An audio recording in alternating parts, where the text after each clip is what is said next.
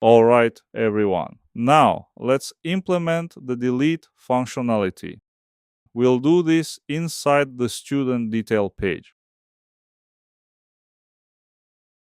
First, we add a form under the Edit Student button. Inside the form, we define an action. This action will trigger a server action.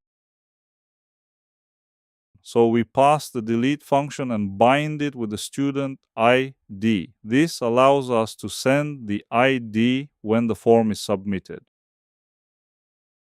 Now inside the form, we add a button. The button type is submit and the text is delete student.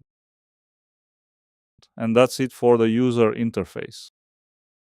Now let's move to the backend logic. We go to our helpers file and create a new function called delete student. This will be an async function. Inside this function, we send a delete request to our backend.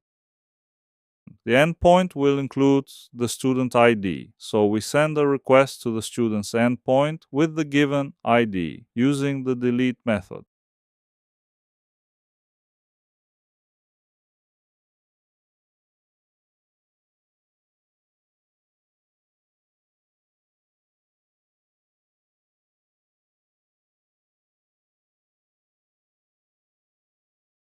We don't need to send anybody. The method alone is enough.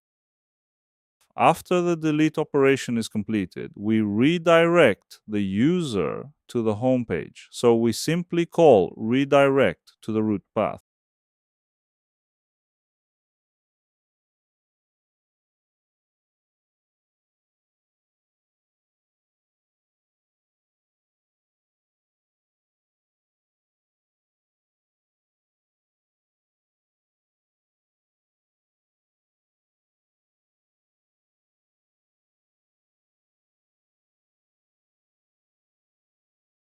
Now let's test it. We go to the home page, open a student, and click the delete student button.